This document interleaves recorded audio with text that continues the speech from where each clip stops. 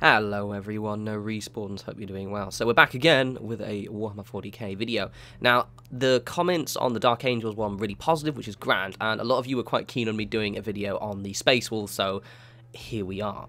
So as a note, what I'm going to try with this one is chop it down to a little bit smaller than the Dark Angels one, because that was about 40 plus minutes, and it was a bit beefy looking at the analytics. Most of you kind of clocked out on the average person at about 10 or so minutes. So I thought, okay, I'll probably keep it around kind of 10 to 15.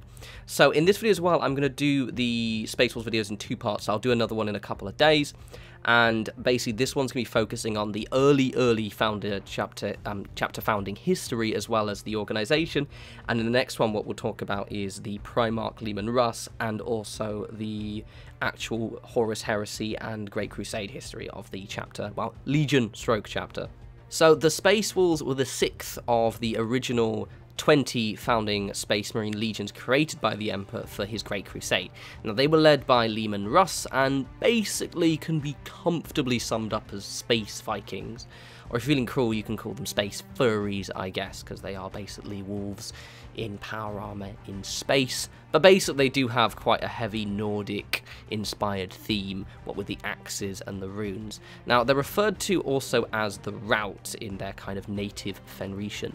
But the Space Wolves are regarded as one of the most savage chapters, who, however, characterized by kind of a warrior code and nobility. If you compare them to, say, for example, the World Eaters, who are kind of savage, but they're more brutal savage, whereas the Space Wolves have this kind of, this warrior code, this animalistic nobility. So it tends to be, you can contrast, they're not evil in their savagery, basically, compared to, say, arguably the later World Eaters, and definitely once they turn heretic. Now, they are based on the planet of Fenris. So Fenris is basically a giant, what's giant? It's a big ice planet, basically. Similar to a lot of other Space Marine recruiting worlds, it's a death world. What that means is, for those who don't know, I've mentioned in the last video, but basically a death world is a world that is effectively very, very hard to live in. For example, you compared to Caliban in the last video, which was full of basically giant chaos monsters, and say someone like the Salamanders, for example, who have their planet Nocturne, which is obviously kind of full of volcanoes and lava and fire, and it's all very just quite hot, really. Whereas obviously contrasting with that, you've got the Space Wolves, and they have Fenris, which is basically, as I said, it's a big ice planet. Also, the culture of Fenris is basically stuck, it's kind of pre-medieval. So it's not really a feudal world compared to, say, for example, Caliban. It's a great example. It's more kind of Bronze Age, possibly, or kind of early Dark Ages, because they do actually have, I'd say maybe Bronze, but they do kind of, I believe, most of the lore comes from obviously the various Space Wolf codexes, but a big bulk of the lore comes from the William King novels, the Space Wolves Omnibus, and then later Lee Lightner. I'd highly recommend them. And the kind of the society described, because obviously you see, obviously in the books you see Ragnar Blackmane pre-becoming a Space Marine as a very young man, and in their society they do actually sometimes have iron weapons as well. So it's worth noting. I think it's kind of that, kind of midway between early medieval to late Bronze Age, and they're basically kept in this. I don't know if it's deliberately as such. I don't know, actually. That's not part of the fluff. Hasn't been explored whether the Space Wolves are actively hampering their development as a society. But basically, they effectively survive on raiding local villages and local settlements and local clans, basically. So they're very warlike, they're always having skirmishes, and the Space Wolves, to them, are kind of warrior gods, kind of Valkyries, kind of this Valhalla. They're called I think they're called the Sky Warriors. So, for example, in the first of the Space Wolves Omnibus, Ragnar is actually basically I'm not going to spoil it, actually, good lord, no. But Ragnar is witnessed in a battle, shall we say. I was nearly going to completely spoil it, but he's witnessed in a battle, and one of the Space Wolves, a wolf priest, in fact, because they handle their recruitment, sees him and he gets recruited. So, as the fluff suggests, their Space Wolves are quite feral, as I said, and they were a little bit different compared to a lot of the other chapters, even pre being kind of merged with the culture of Fenris when Lehmann Rus was discovered. So basically, alongside 2 other chapters, the Salamanders and the Alpha Legion, those 3 were unique among the legions in the fact that they were created and housed separately from the other legions during the very early stages of the Great Crusade. Now, the lore isn't completely established as to why this is the case, but narratively it seems to be used to justify the physical differences between, for example, the Salamanders and the Space Wolves compared to the other legions, because obviously the Space Wolves have their very feral appearance, which I'll get to in a minute, and the Salamanders have their darkened skin and kind of red eyes. But there's also the Alpha Legion as well, who, though physically don't look any different, I think their inclusion in this list is to add to their mystique of being all backstabby and dangerous. So in the earlier days of the Great Crusade, the Space Wolves' initial recruits were actually taken from Terra. Like, all of the chapters were recruited from, all of the earliest Space Marines recruited from Terra, and they were all recruited from certain cultures. So a lot of them had defined identities before being merged, before being reunited with their Primark, and then kind of merging with the world that Primark was found on. A great example is the World Eaters, then Warhounds, who basically they were almost similar to the Space Wolves in a lot of ways, because they were quite they had a kind of a brotherly warrior code. Like, it was very much about unity and kind of brothers in arms. And then that's actually a big tragedy of the World Eaters, and the fact is that Angeron had that before being merged with a legion who also had that, but he rejected them. So there's a definite culture clash. But with the Space Wolves, they're interesting because they were recruited from much more savage, but also less unified feral clans on Terra. So basically what that ended up was they were quite feral, but they were also culturally quite a blank slate.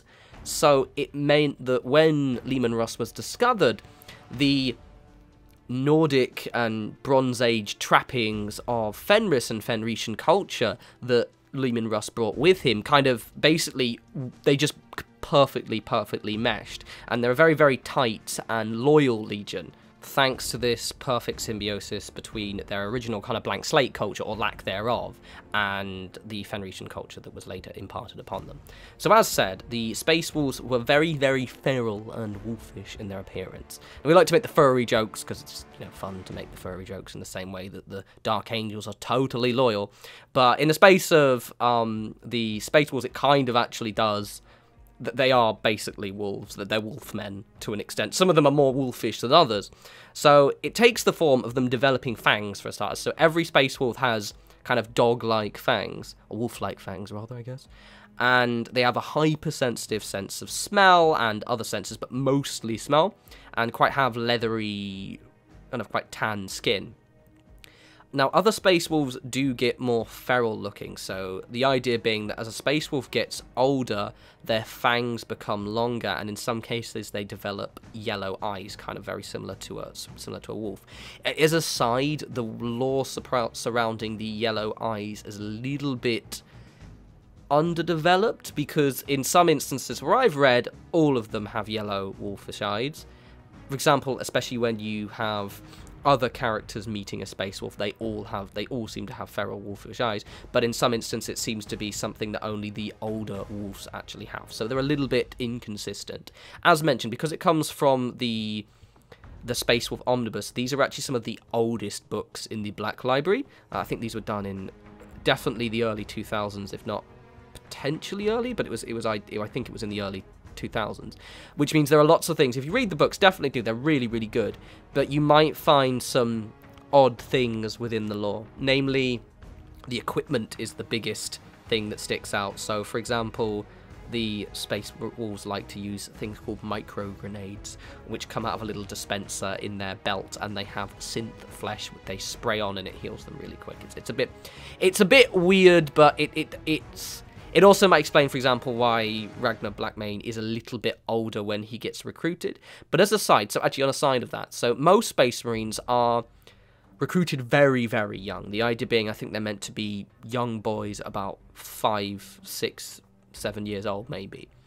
With the Space Wolves, they're not. A great example of this is Ragnar Blackmane, but also and I'll get onto this in the next video a bit more, but basically the long and short of it is that the original wolf, the clan brothers of Lehmann Rus, were way too old. I mean, they were probably like early 20s or something, I would imagine. They were men, basically. They weren't young boys.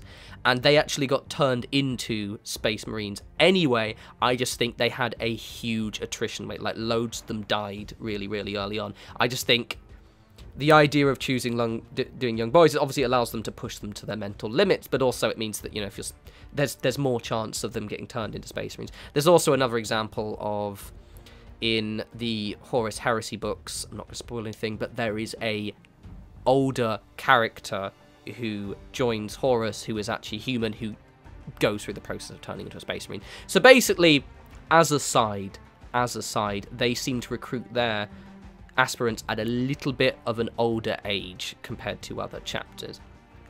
So, basically, as mentioned on the gene seed. So, the gene seed made them the way they are. So, they have the yellow eyes, the fangs, the hypersensitive, everything like that. So, theirs is called the Canis Helix, which is a unique component of their gene seed inherited from Lehmann Rus. Now, it's not kind of 100% on what the Canis Helix is. Canis Helix. As descriptions of the ritual describe the Space Wolves are required to drink from a vessel called the Cup of Wulfin, which contains the Canis Helix. So, just as a note, how a Space Marine is implanted with the gene seed varies from chapter to chapter, and it's curious that the Space Wolves decide to drink what is a key element of theirs. So, for example, other chapters do it quite surgical. I think what are they called? The Death Guard, for example, like to use poisons and things like that. I think the gene seed, I always, back in the day, had the idea that the gene seed was, a Space Marine has implanted in their chest a small mound of, like, it's like a peach or something. So, yeah, it's about peach or maybe like an apricot or something like that in their kind of upper chest. So basically where the chest, kind of just between the two clavicles and a bit further back, closer to the neck. And that's actually the progenoid gland, which contains the gene seed DNA, but it isn't actually the gene seed. The gene seed is, I think, the catch-all phrase to refer to everything. Now, the reason why I mentioned this with the wolves, with the Space Wolves, is because what happens when they drink from the Cup of Wulfin is they go through this ritual, this kind of the final trial, where they're basically left outside in the wilderness of Fenris. And the idea being that they have to, basically, they're dumped there without, I think they've got basic equipment. I think they have, like, a body glove, which is, you know, kind of a thermal piece of clothing-ish, thermal-ish, but not enough to survive in Fenris. And they basically have to hunt and make their way back to the Space Wolves fortress, which is called the Fang. Now, the reason why it's interesting is because one of the things that happens to a Space Marine, a Space Wolf, when they drink the Canis Helix, is they can become a Wulfin. Now, Wulfin is literally a giant furry. It's a big space. It's a big werewolf man hybrid thing, and it doesn't happen to many of them, but enough. And what happens is they basically turn into this wolfman creature, and they just run off to live in the wild. Now, there is, in the next video, and I will tell you about that, a chapter or a company called the 13th Company that does feature Wulfin, but they're kind of outside of the normal structure of the Space Wolves, because they've, in the fluff, effectively, they've only been rediscovered, and I'm saying this recently, but I think at this point it might have been a couple of 100 years, but they've been away for 40,000 years in the current time period. So basically, they get dumped in the middle of the wilderness, and from here on they have to demonstrate the ability to not only control their feral nature, but also make their way back to their brothers. This is the final test, and in many cases, some of them turn into Wulfin. Some of them die in horrible ways, you know, torn to shreds by predators, falls to death while climbing mountains, or just simply freeze because of the sub-zero temperatures. However, they do make a lot of them, well, enough of them, shall we say, do make it back, and then they are permitted to join one of the various great companies. So on to the great companies. Now, the Space Wolves are a Codex Divergent chapter. So, for example, now this is a little bit confusing, alright? So, they had, and still have, always had 12 great companies, right? And something also on a side really annoys me about numbers is because there's always too many, and I'll get to that in a second. So basically, they had 13 great companies during the Great Crusade and the Horus Heresy. Now in the 41st, 42nd millennium, they have 12 technically, but the 13th has come back. Now the reason why this is always confusing me, and it always bothers me a little bit, is because those of you who are familiar with the fluff know that after the Horus Heresy, Rabute Gulliman had every Space Marine chapter chopped up into, every Space Marine Legion chopped up into chapters of 1,000, roughly, Space Marines, right? So there were, 10 companies, each of 100 Space Marines, 1,000, and they had a few hangers-on, so they're probably all of them a little bit over. That didn't happen to the Space Wolves, but my issue a little bit with it, and it's always been the one that just frustrates me, is there aren't enough second founding chapters to make up the numbers. The Space Wolves are considered a small chapter, and they were a Legion, and they were about 100,000 Space Marines. You see my point? They were just quite simply, but even though a lot of them died during the Horus Heresy, the Horus Heresy was actually several hundred years old. I would say it's about 100 years old, I think, or 100. It's been 100 and 200 years long. It actually lasted quite a while, and I think it's roughly did. And they did replace their numbers. So just as a side, this always bothers me, and I think I might explore this fluff a little bit more. Maybe I'll do a video on the second founding if people are interested, or just the foundings. But the numbers never match up. I think it's a little bit so that the Games Workshop could allow you to create your own chapters. But for example, the Space Wolves, if they lost half their number, 2/3 their number, whatever, they would still have had about 10,000. No, probably even more than that. Like say 20,000. That's if they lost, they had 100,000, they lost, 4/5.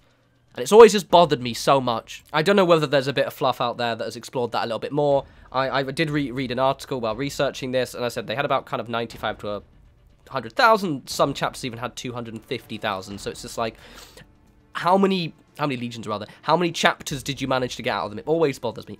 Anyway, so each of these 12 companies they operate almost like individual chapters. So think of a codex chapter, they each operate like that. So they're a little bit more separate and kind of in control of their own destiny compared to, for example, a company within a chapter.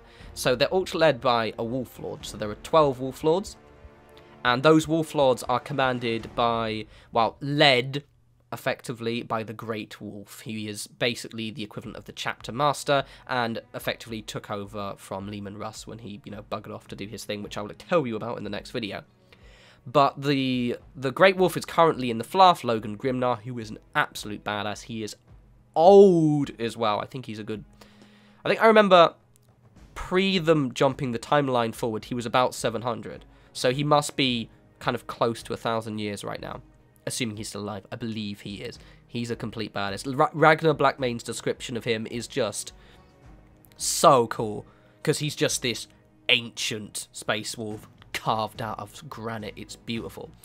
But so the chapters are divided in a little bit of a different way. So because they don't have the Legion chapter, whatever. So confusing, the Space Wolves. Because of the fact that they don't have separate companies, they don't actually have a scout company. Which means whereas normal space, in a kind of, the Ultramarines, for example, a aspirant all of them would join the 10th company, which is the scout company, full of youngish Space Marines who all go through scout training, and then once they've completed that, they go and elevated to a separate company where they become a member of a tactical squad. In the case of the Space Wolves, what happens is you join a Blood Claw pack, who operate more like assault marines than necessarily scouts. They do actually have scouts, but they're kind of older and kind of lonelier, so they're a little bit weird. Basically, they're called the Wolf Scouts, who are basically Space Wolves who have had their pack kind of killed in battle, or they've just decided to leave, or something's happened, basically. And there are a bunch of basically emo Space Wolves who want to be all lonely. So they're not always young. Their scouts are a bit different. But basically, after you've been in a Blood Corps pack for a while and graduated that, they're also, prone to just charging forward. You eventually get graduate up to be a Grey Hunter, which is the equivalent of a tactical Space Marine. Now, again, this is all in the same company. So, for example, you will always stay, for the most part, I believe, unless some weird stuff goes down, you'll always stay within your Wolf Lord's company, and which is quite cool.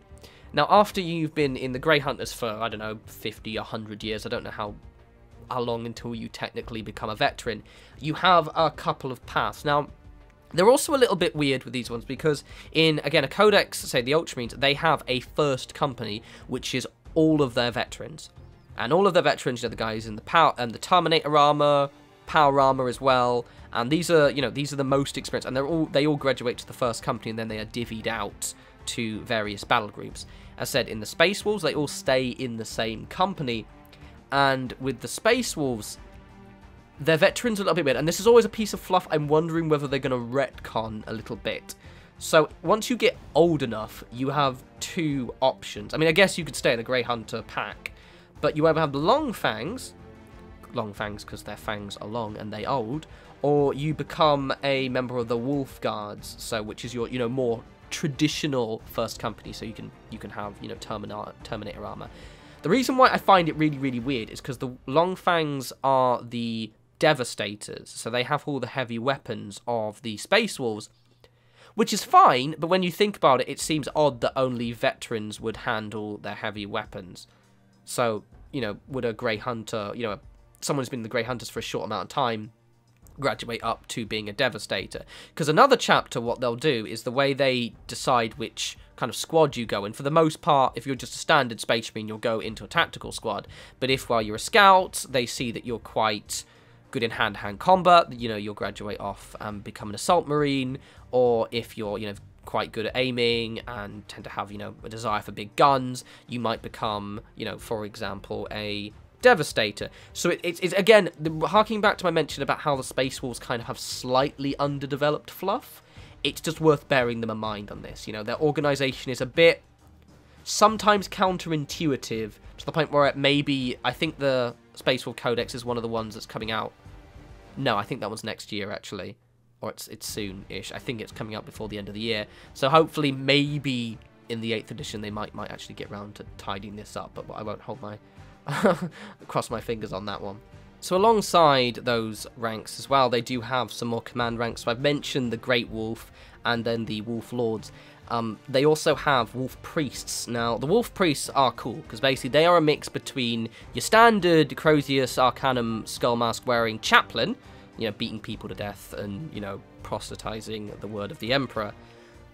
But also they're apothecaries, so they're surgeons. Now, this has always been a bit weird, and again, possibly undeveloped fluff, because the idea being it's the Wolf Lords, Wolf Priests rather, basically kind of not only administer the spiritual well-being of all of their brothers, but also help with the earliest recruitment, which obviously a lot of chaplains do as well, but they're kind of completely in control of it. And also they do all the healing, so it's a little bit weird, because they don't seem, do they, you know, for example, because these guys are usually selected from the most veteran and most experienced members of the company, and then they also have to look after all of their medical needs. It's one of those like little bits of underdeveloped fluff. But it's a cool role. I don't know if, when I did do some research for this, and I couldn't find, whenever I searched for Space Wolf apothecaries, it was always the Wolf Priests, and I just can't remember back from the earliest days of when I was reading the Wolf Space Wolves Omnibus whether there were also separate apothecaries or not. So that would be something that either I would need to look into even more, or also maybe they need to develop. Alongside those, they have the Rune Priests. Now, it's a bit of one of those things that you maybe want to slightly backhand the Space Wolves, depending on who you side with, who you sympathize with. So basically, Space Wolves absolutely hate sorcerers and any kind of magic users, right? So, and I'm using sarcastic quotey hands here, don't have them. They have Rune Priests, which basically they're equivalent of the Space Marine Librarians, so they're kind of psychic magic users. They're exactly the same. I love the Space Wolves, but when you're reading the fluff, they're no different, except they just use slightly more archaic ways, so they, you know, they consult the runes, and it's not magic, it's like feral energy, but I love the Space Wolves, but if you ever read especially the Horus Heresy books, when you, for example, a wolf priest will encounter, say, for example, the Thousand Suns is a great example. The Space Wolves are complete and utter hypocrites when it comes to wolf priests. They're cool though, don't get me wrong, very cool. Niall Stormcooler, very cool guy, complete hypocrite. And finally, they have the Iron Priests. You can feel a trend here. They like their priestly classes, who are the chapter equivalent of the Tech Marines. And they are pretty much standard, actually. They're just Tech Marines with Viking trappings and a much cooler name, really. So, right, that is the kind of the very early chapter organization and history. As I said, they got the 12 companies, and this was pretty much standard throughout the entirety of their entire being, plus the 13th. And their early chapter was very much of a blank slate, and they have a very, very unique organization, which, again, I want to stress, a lot of it potentially might be retconned or a little bit more tidied up, because some of it doesn't make much sense, and also it does seem to be its slight hangover from the earlier days of, especially the Black Library books, where maybe this specific chapter didn't get the attention it needed later down the line. Anyway, hope you guys like that. As I said, I will have a Fallout video up soon, as well as before the end of this week or on the weekend, I will do the lore video surrounding the Primark and also the Great Crusade and kind of later Great Crusade and then Horus Heresy lore. It should be quite cool. A bit more talking about actual events, and I can highlight how sometimes I think the Space Wolves are a bunch of dicks. Anyway, you guys enjoy the rest of your week, and I'll talk to you soon. You take care.